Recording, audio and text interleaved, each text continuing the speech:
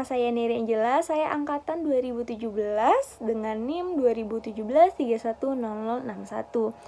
Baik, sebelum masuk pada materi yang lebih dalam lagi, alangkah lebih baiknya kita mengetahui dulu latar belakang dari permasalahan materi yang akan kelompok 6 jelaskan atau sampaikan. Nah, pada ketika kewenangan pemerintah pusat masih cukup besar, mekanisme perencanaan masih bersifat sentralisasi yang dikembangkan dalam bentuk mekanisme atau bisa disebut top-down planning. Sistem pemerintahan ini dinilai kurang efektif dalam proses pembangunan sehingga memunculkan masalah. Adapun masalah diantaranya adalah yang pertama, kepercayaan masyarakat terhadap pemerintah. Yang kedua, program pembangunan yang diterapkan sebagian besar yang tidak tepat sasaran. Dan yang ketiga, masyarakat tidak ikut serta dalam proses pembangunan dan tidak melihat karakteristik kebudayaan dalam proses perencanaan ini.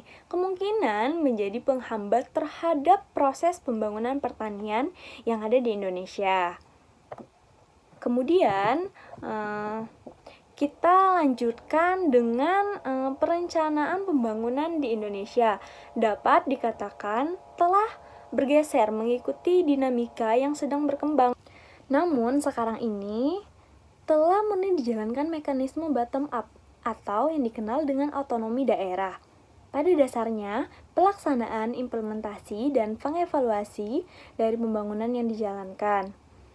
Dengan kurangnya informasi dan hubungan komunikasi antara pemerintah dan masyarakat, sehingga bisa mengakibatkan ada saja kendala yang dihadapi dalam proses pembangunan yang ada di Indonesia ini. Baik itu yang muncul secara internal maupun eksternal. Artinya, kendala yang dimunculkan dari masyarakat itu sendiri pemerintah.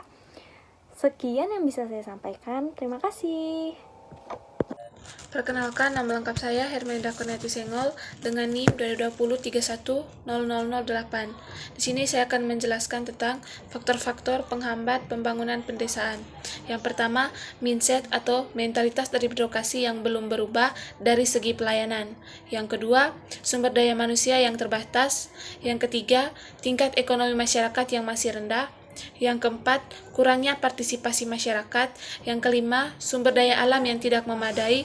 Yang keenam, lokasi daerah. Dan yang ketujuh, kebudayaan daerah yang masih kuat. Yang kedua, konsep pengukuran variabel. Yang pertama, sumber daya alam. Yang kedua, sumber daya manusia. Yang ketiga, ekonomi. Yang keempat, pelayanan publik. Dan yang kelima, partisipasi masyarakat. Terima kasih. Shalom, perkenalkan nama saya Rizky Tegalung Mulu, NIM 2012 Di sini saya akan menjelaskan materi tentang faktor penting pembangunan pedesaan. Dalam faktor pembangunan pedesaan ini ada beberapa hal. Yang pertama, sumber daya alam. Sumber daya alam ini dilihat yang terdiri dari 13 desa dikelompokkan menjadi 3 bagian, yaitu kelompok desa dan kelompok desa gabungan, perkebunan dan nelayan. Dengan pengelompokan ini dibagi berdasarkan luas wilayah dan ketinggian wilayah dari permukaan laut. Yang kedua, sumber daya manusia. Sumber daya manusia ini dilihat dari ketersediaan fasilitas pendidikan, salah satu hal yang mampu untuk menunjang terciptanya sumber daya manusia yang berkualitas. Yang ketiga, ekonomi. Ekonomi ini merupakan salah satu tolak ukur terhadap pembangunan dan tentunya ekonomi yang baik menunjang ketercapaiannya pembangunan. Selain realisasi PBB yang didapat, pengelolaan terhadap hasil-hasil produksi. Yang keempat, pelayanan publik. Pelayanan publik ini keberhasilan satu desa tidak saja ditunjang dari produk masyarakat, populasi masyarakat, sumber daya alam dan sumber daya manusia lain dari pemerintah juga merupakan salah satu atau faktor kemajuan pembangunan desa. Mungkin itu saja. dari beberapa faktor yang dapat saya sampaikan. Terima kasih. Baik, terima kasih atas waktu dan kesempatannya. Pertama-tama saya ingin memperkenalkan nama lengkap saya Maria Cindy Marut, NIM 2020310023. Di sini saya akan menjelaskan tentang partisipasi masyarakat. Proses pembangunan di mana bantuan pemerintah terbatas.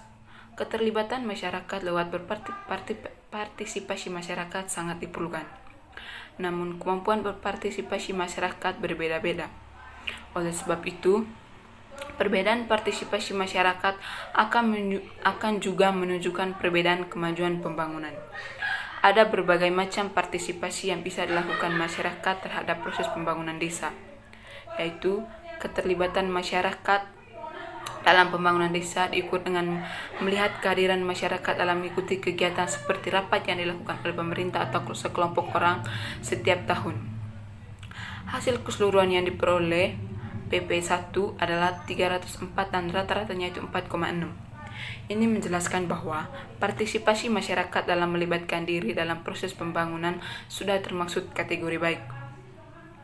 Ini dilihat dari kreativitas masyarakat dalam mengikuti kegiatan berupa rapat yang mungkin di dalamnya membahas tentang proses pembangunan, kegiatan desa, atau mungkin penyelesaian masalah desa.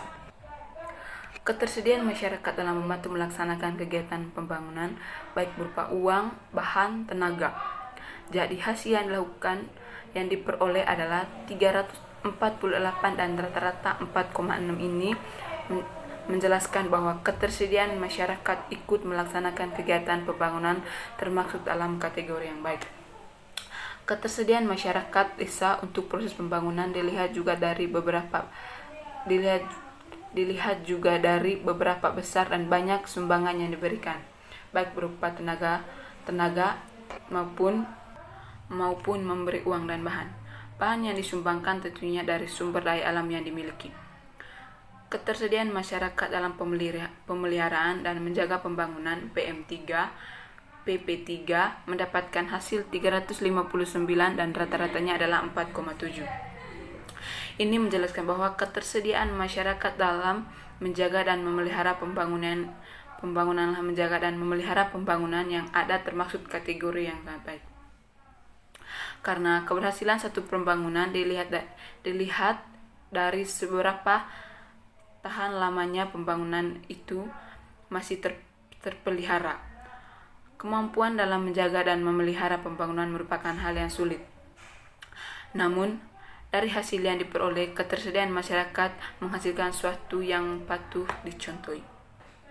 Jadi, kesimpulan atau berdasarkan tema utama di atas, dapat disimpulkan bahwa sumber daya alam, sumber daya manusia yang ada di Kecamatan Singosayang tergolong cukup, namun bisa menunjang pembangunan yang ada.